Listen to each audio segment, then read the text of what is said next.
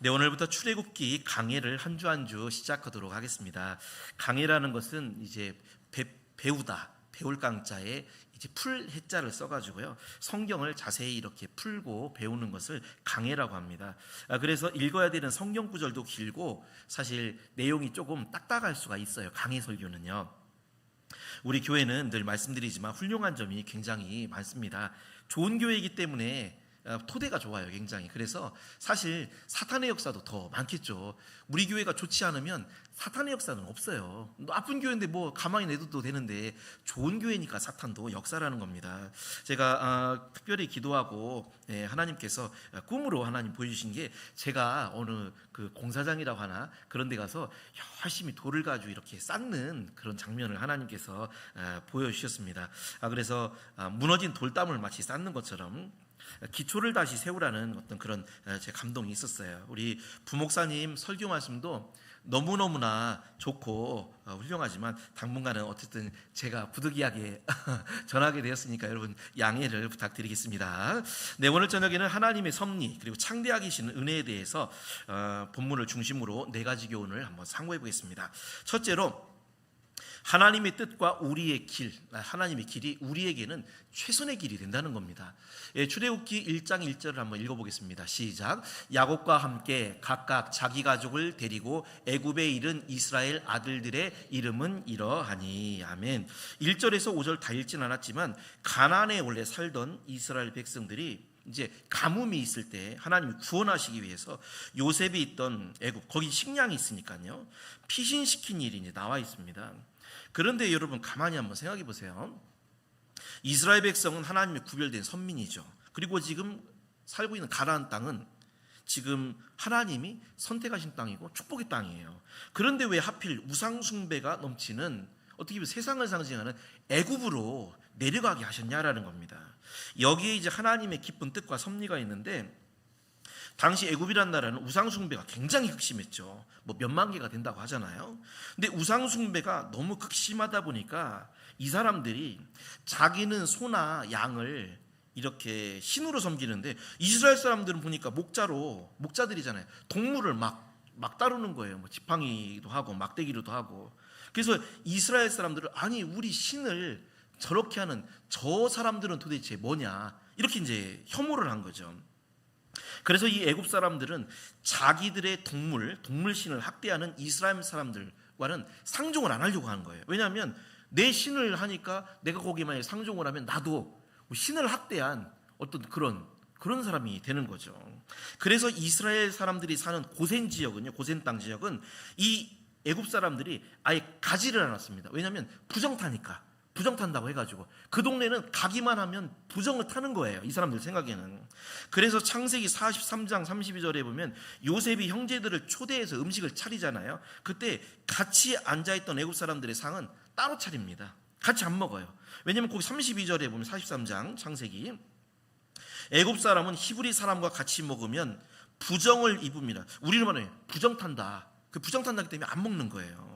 그래서 이게 애굽은 최고의 우상을 섬기는 그런 극심한 지역이었지만, 이스라엘 사람들에게는요 오히려 양식이 있죠. 거기 가면 또 애굽 사람들은 우리가 뭐 자기들이, 이스라엘 사람들이 하나님 섬겨도 상관 안 하는 그런 좋은 장소였다는 거죠. 흉년도 피하고 신앙도 지키고, 그러니까 어떻게 보면 일석이조의 장소가 애굽이었습니다, 그 당시에는. 그런데 정말 중요한 게 있었어요. 그게 뭐냐면 마태복음 2장 15절에 보면, 이는 주께서 선지자, 즉 호세아입니다. 호세아 선지자를 통하여 말씀하신 바 애굽으로부터 내 아들을 불렀다함을 이루려 하심이라. 그러니까 출애굽을 통해서 이스라엘 백성들이 애굽에 갔다가 다시 출애굽하잖아요. 이게 예수님이 애굽으로 내려가셨다가 다시 오시죠, 이스라엘로. 이거를 의미하는 거예요, 상징하는 거예요. 그래서 우리가 보면 하나님의 놀라운 지혜와 섭리를 우리가 보게 됩니다. 그래서 우리가 항상 내 뜻, 내 생각보다 하나님의 섭리, 하나님의 뜻을 믿고 따를 때 축복의 결과를 얻는 경우가 굉장히 많아요. 만약에 요셉 형제들이 얕은 지식으로, 아니 하나님이 이 가나안 땅 분명히 축복하셨기 때문에 우리는 애굽을 안 내려간다, 굶어 죽으면 죽었지, 이렇게 고집을 피웠으면 어떻게 했겠어요? 일단은 호세아서에 예언하신 하나님 말씀이 이루어지지 않았겠고요. 그리고 극심한 가뭄, 뭐 7년 6년이었잖아요. 굶어 죽을 수도 있었다는 겁니다. 비록 우상의 애굽 나라였지만 애굽 사람들이 히브리 사람을 기피해서 오히려 굶어 죽지도 않고 그 가운데서 자기들끼리 여호와의 유일신 신앙을 잘 유지할 수가 있었다는 거죠. 그래서 여러분, 우리도 마찬가지로 무슨 일을 하든지 내 생각, 내 뜻이 아닌 항상 하나님의 뜻, 이거를 따르고요, 성경 말씀대로 우리가 따라갈 때 정말로 생각지도 않은 그런 축복을 얻게 됩니다. 저는 근데 이게 사람과의 관계에서도 적용이 된다라고 저는 생각을 해요. 저 사람의 생각과 내 생각이 다를 때 무조건 내 생각만 이렇게, 우리는 대부분 그렇게 생각하잖아요. 내 생각만 옳다 이렇게 생각을 하잖아요. 저는 이게 사실 목회하면서 우리 장로님들이랑 당회를 이제 많이 하잖아요. 당회를 할 때 만약에 당회를 하면 북한 공산당이 아닌데 우리가 어떻게 일치가 딱 될 수가 있겠어요? 그게 딱 될 수는 없겠죠. 당연히 하죠, 그거는. 근데 제가 목회를 하면서 깨달은 게 있어요. 그게 뭐냐면, 당시에 당회나 사무총회 이제 할 때에 이렇게 의견이 갈리게 되잖아요. 그러면 이제 인간적인 생각으로 왜 목사의 뜻을 안 따라줄까 이렇게 서운하게 생각하는 제 경우가 있어요. 그런데 이게 여러분, 시간이 지나고 보면 그때 그 장로님들의 생각이 맞았구나. 내가 안 하길 다행이다. 내 고집 피웠으면 문제가 됐겠구나. 이런 깨달음이 오는 거예요. 목회를 하면서 그런 경험을 한두 번 한 게 아닙니다. 우리 교회에 와서도 사실 그랬고요. 우리 교회에 와서도요. 근데 아마도 이게 저는 아직 젊고 경험이 부족하고요. 우리 장로님들은 이제 경험이 많고 연륜이 많으시다 보니까 이게 이제 어떻게 보면 더 잘 보시는 거죠, 저보다는. 그래서 제가 목회를 하면서 깨달은 게, 무조건 내 생각이 옳다, 이거는 정말 피해야 된다라는 거, 위험한 거죠. 어쨌든 저희 교회 장로님들은 너무 저희들 잘해주시고 너무 감사한데, 얼마 전에 제가 지방에 이제 모임을 갔는데 어떤 목사님이 저에게 그렇게 말씀하시는 거예요. 저도 다 나이가 많으시니까 김 목사님 좋겠어. 그러는 거였어요. 그게 왜요? 그랬더니 얼마 전에 우리 송석순 장로님이 지방에 오셨는데 그렇게 제 자랑을 그렇게 막 하시더래요. 지방에 우리 목사님 설교 최고라고 막 그렇게 자랑을 하셨다는 거예요. 그래서 김 목사님 좋겠어 막 그러더라고요. 제가 감사하더라고요, 되게. 여러분, 어쨌든 이게 사람과 사람의 생각도 내 생각이 틀릴 수가 있는데, 하물며 내 생각이 있고 하나님 생각이 다를 때는 이게 얼마나 더 하나님의 생각이 옳겠냐라는 거예요. 그죠? 그래서 다니엘서 3장 18절에 보면, 그리 아니하실지라도 내 뜻과는 다를지라도 하나님이 맞다, 그런 거죠. 제 친한 친구가 있었습니다. 이 친구의 꿈이 야구장의 야구 경기 심판이었어요. 굉장히 야구를 제가 볼 때 그렇게 잘하는 것 같지는 않은데 야구를 좋아하는 친구였어요. 목사님 아들이었고요. 목사님 아들이었는데 반항적이었고 술 담배를 굉장히 많이 하는 그런 친구였습니다. 부모의 기대에는 못 미쳤지만 이 친구가 이제 늦은 나이에 공부를 해서 야구 심판을 하진 않고 장애인 재활치료사를 공부해가지고 대학교에서 이제 재활치료사로 지금 이제 살고 있어요. 근데 이 친구의 생각은 내가 좋아하는 야구 경기 심판을 하면서 살면 난 행복할 것이다, 이렇게 생각을 했던 거예요. 그런데 하나님의 생각은 그게 아니라 이 경험 저 경험을 겹쳐서 장애인의 재활을 위해서 사는 그런 사람이 되기를 하나님이 원하셨다라는 거죠. 근데 이 친구가 예전에, 좀 오래된 얘기인데 하는 말이 저에게, 만약에 자기가 야구 경기 심판이 되었다면 어땠을까? 분명히 하나님을 떠났고 술 담배에 나는 찌들어 살았을 것이다. 그리고 지나온 순간들을 돌아보니까 내 뜻은 아니었지만 지금 하나님한테 특별히 감사한 게 신앙생활을 잘할 수 있어서 그 너무너무 감사하다라는 거예요. 자기 뜻대로 야구장 심판은 안 됐지만 지금 생각해보면 하나님이 나를 안 되게 하신 게 오히려 나에게는 훨씬 더 유익이더라라는 거죠. 여러분도 마찬가지로 내가 원하는 인생은 이게 아닌데, 난 애굽으로 아니고 난 가나안이 좋은데, 이렇게 생각할 수 있지만 지금까지 우리의 길, 내가 때로는 싫은 길이었지만 그 길도 인도해 주신 것도 하나님의 은혜요 섭리였다라는 것입니다. 아프리카의 선교사였던 데이빗 리빙스턴이라는 사람이 있는데, 이 사람은 원래 중국 선교에 꿈을 가지고 있었어요. 중국 선교. 그런데 이상하게 중국만 가려고 하면 그렇게 길이 다 막히더랍니다. 그리고 오히려 생각지도 않게 하나님이 그를 아프리카로 길을 열어주셨어요. 그리고 거기서 선교사도 하고 탐험가, 의료 전도자가 됩니다. 그래서 아프리카 선교의 길을 열게 되죠. 인도 선교 횃불이라고 하는 윌리엄 캐리라는 사람은 남태평양으로 가려고 한, 남태평양에 가서 선교를 하려고 했던 사람이에요. 근데 이 사람도 거기가 다 막히는 거예요. 그러다가 인도의 길이 우연하게 인디아 거기가 열려가지고 거기 가가지고 최초로 성경을 번역하고 인도 선교의 전기를 이렇게 마련하게 됐답니다.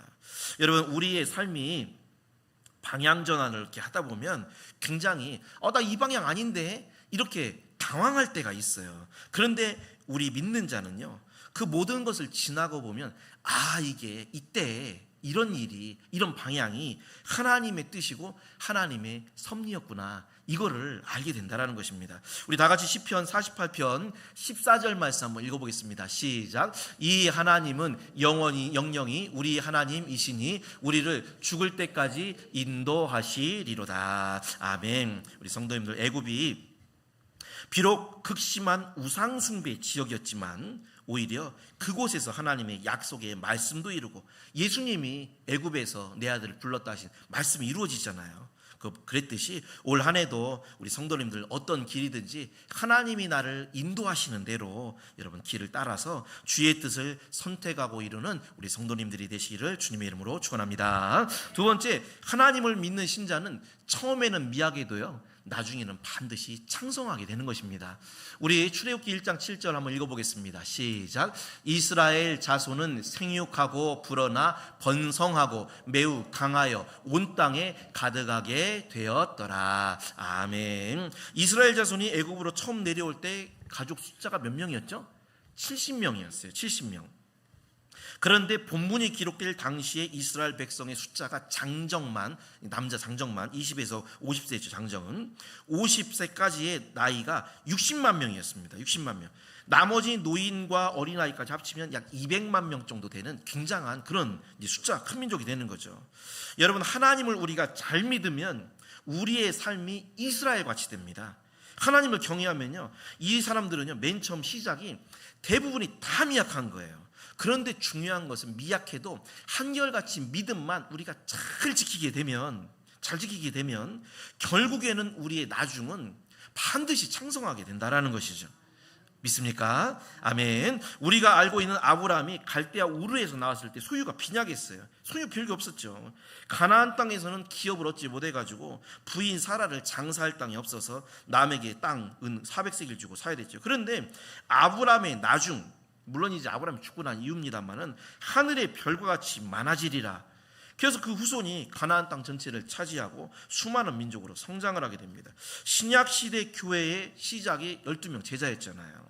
근데 지금은 주님 믿는 신자의 숫자를 정확히 25억이다 30억이다 정확히 헤아릴 수가 없을 정도로 많죠.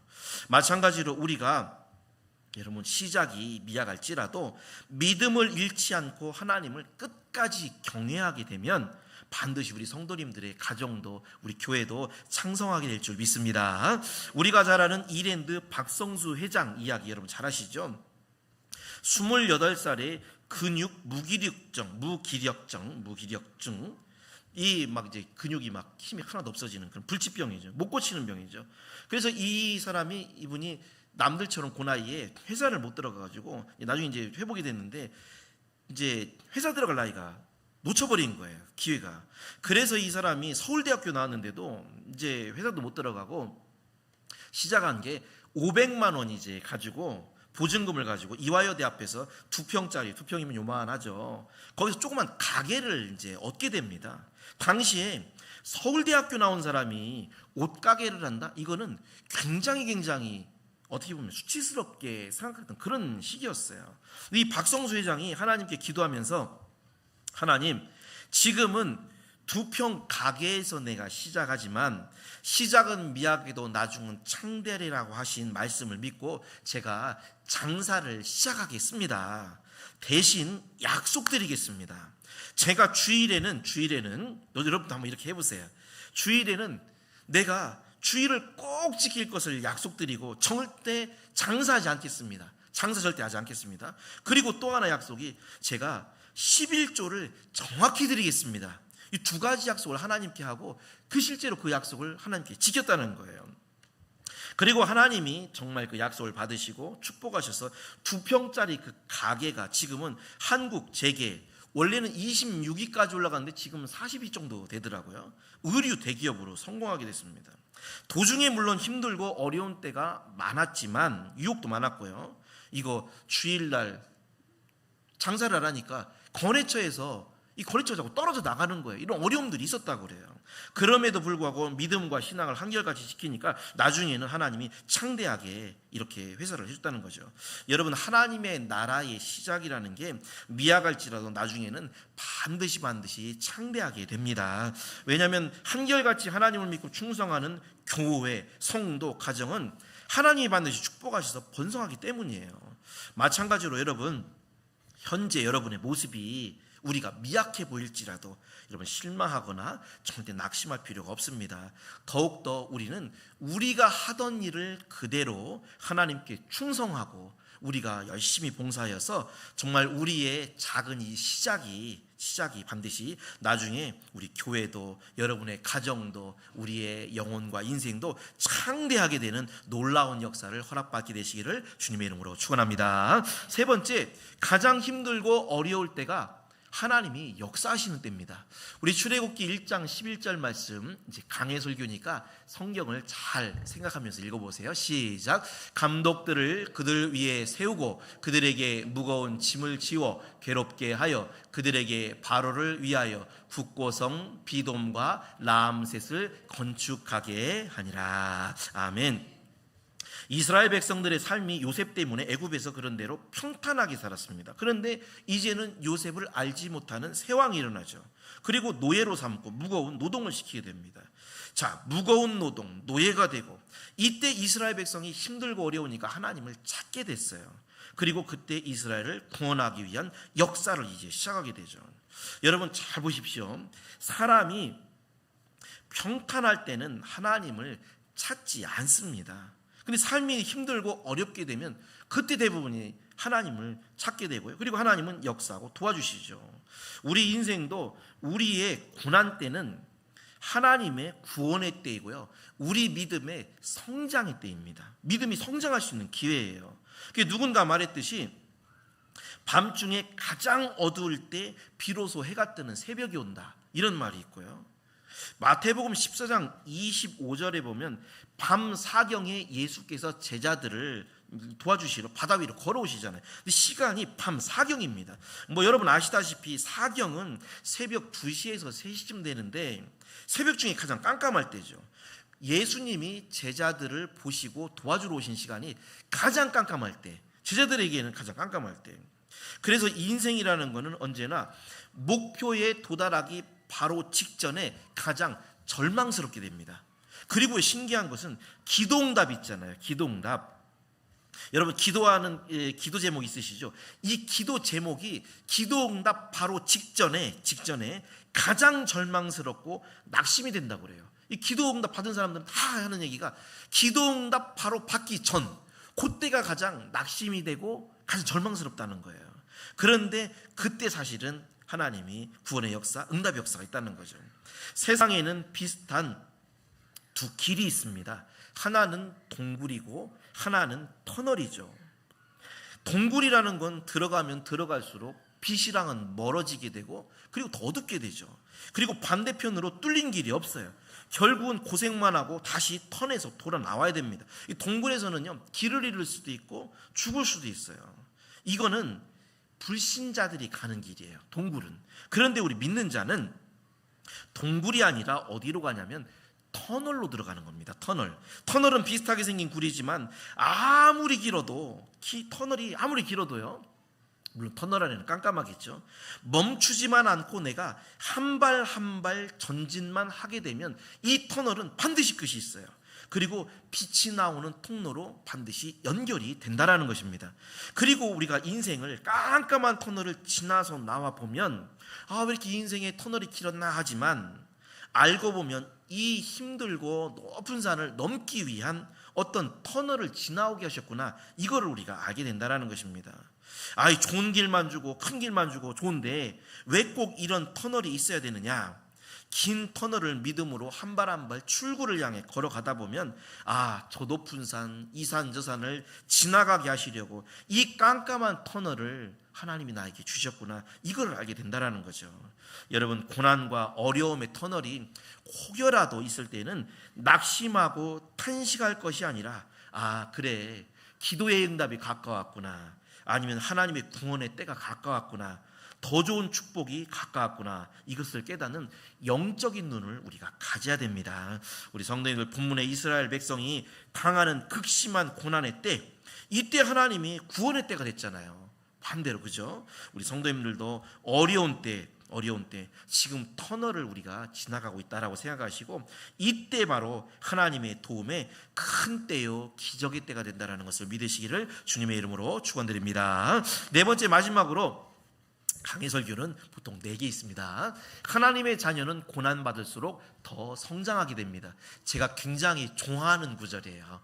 출애굽기 1장 12절 말씀 시작. 그러나 학대를 받을수록 더욱 번성하여 퍼져 나가니 애굽 사람이 이스라엘 자손으로 말미암아 근심하여. 아멘.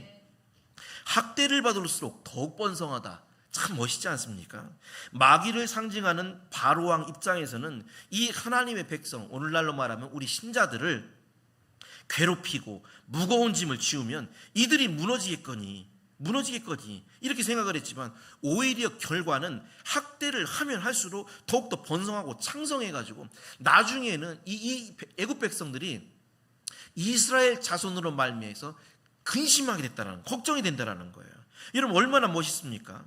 참으로 하나님의 백성이라는 것은 어려움이 올 때 오히려 더 큰 부흥의 기회로 삼는 거예요.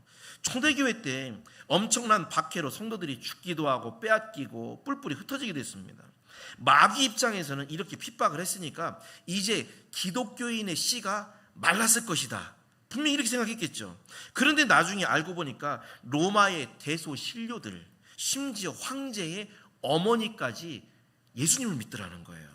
결국 로마의 국교가 됐죠. 왜 그러냐면 아무리 세상의 권력이 강할지라도 천지만물의 주인이신 하나님보다는 강하지 않기 때문입니다. 그래서 여러분, 애굽 사람이 핍박 중에도 애굽 사람 핍박을 해도 이스라엘 자손이 번성을 해가지고 근심했듯이 마귀도 우리 교회를 핍박하고 우리 성도들을 핍박했을 때 저거 분명히 핍박을 줬으니까 떨어져 나가겠지, 저 무너지겠지. 그런데 오히려 더 기도를 하러 오네, 정에도 예배를 드리러 오네.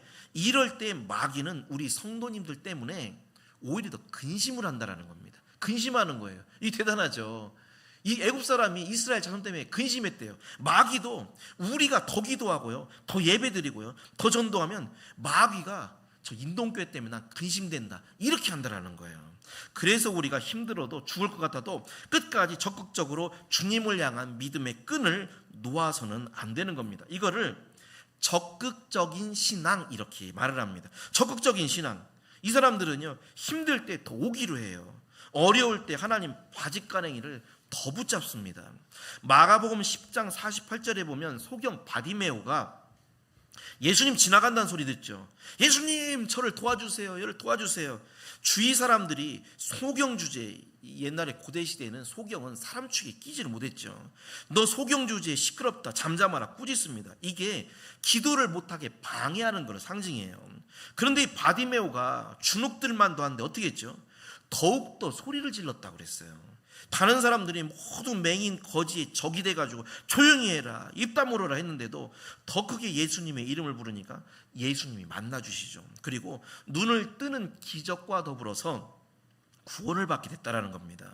여러분, 지금 이 세상이 기독교에 다 적이잖아요. 적, 어떻게 보면 교회는 나쁘다, 교회 부정적인 이미지가 강해지고 이럴 때 우리가 더 예수님을 향해서 더 기도하고 우리가 예배를 드려야 되는 겁니다.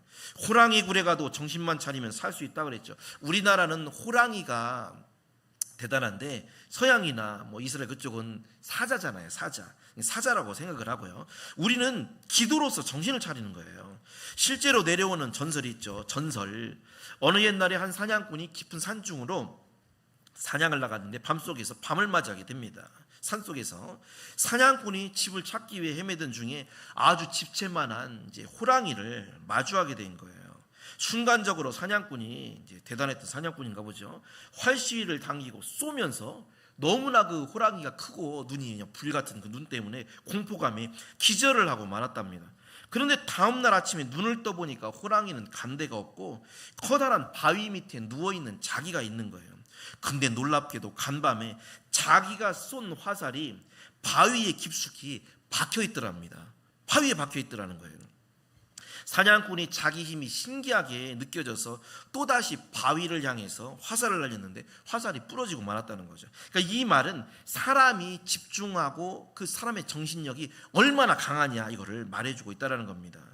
여러분, 적극적인 신앙, 확실한 신앙은 아무리 힘들고 어려워도 설사 마귀가 우는 사자같이 나타나고 우리를 공격해도 주님을 바라보고요, 더욱더 적극적인 신앙생활을 하게 되는 것입니다. 믿음이 약한 사람은 어려운 일이 생기면 주님을 떠나게 되지만 적극적인 신앙을 가지면 오히려 주님을 더 붙잡고 더 열심히 신앙생활을 하는 거죠. 고로 여러분, 그래서 내가 평소에 지금까지 1시간을 내가 기도했다. 근데 어려운 일이 닥치면 2시간으로 늘려야 됩니다. 이스라엘 자손들처럼 마귀의 핍박을 갖고 있다면 더 끈기 있게 신앙생활을 해야 우리가 창성한 사람이 되게 되는 것입니다. 그래서 우리가요, 힘들고 어려울 때 기도의 자리에 나와야 돼요. 그러면 출애굽기 1장 12절 앞에 말씀처럼 그러나 학대를 받을수록 더욱 번성하여 퍼져가니 애굽 사람이 이스라엘 자손으로 말미암아 근심했다 그랬듯이 우리가 더욱더 힘들고 어려울 때 기도하고 열심을 내면 마귀는 근심을 하고 우리는 오히려 더욱더 번성하고 퍼져가는 축복을 얻게 됨을 믿으시기를 축원합니다. 결론적으로 오늘 강의 말씀 4가지입니다. 이 교훈을 한번 꼭 생각해 보시고 집에 가셔서 1절부터 14절까지 읽으면 우리의 영혼의 양식도 되고 우리 심령에 이 말씀이 새겨지게 됩니다. 첫째로, 하나님의 뜻과 우리의 길이, 하나님의 길이 우리에게는 최선의 길입니다. 내 생각과 달라도 분명히 하나님은 더 좋은 뜻이 있고 더 좋은 길을 허락해 주신다. 이것을 믿으시기 바랍니다. 두 번째, 하나님을 믿는 신자는요, 처음에는 미약해 보여도 결국에는 우리가 신앙생활을 잘하면 나중에는 반드시 창성하게 된다라는 것입니다. 신앙과 믿음만 끝까지 지키면 하나님이 약속하신 거예요. 창성하고 부흥되게 됩니다. 세 번째, 가장 힘들고 어려울 때 하나님이 역사하시는 때입니다. 기도응답 가장 절망적일 때, 이건 정말 안 된다 싶을 때, 그때가 이제 하나님이 응답하실 때가 가까운 거예요. 힘들고 어려울 때 하나님이 역사하심을 믿으시기를 축원합니다. 네 번째, 마지막으로 하나님의 자녀는 고난을 받을수록 더 성장하게 됩니다. 성장하게 돼요. 더 창성하게 되는 것. 그래서 우리가 힘들고 어려울 때 낙심하고 좌절되는 게 아니라 더 열심히 해야 마귀가 우리 때문에 근심하고요, 우리는 더욱더 창성하고 번성함을 믿으시고 이 귀한 오늘 말씀 우리의 영혼의 양식을 삼으시고 이 4가지 교훈이 우리 성도님들의 인생에 복된 길의 발걸음, 그런 등불이 되시기를 주님의 이름으로 축원합니다.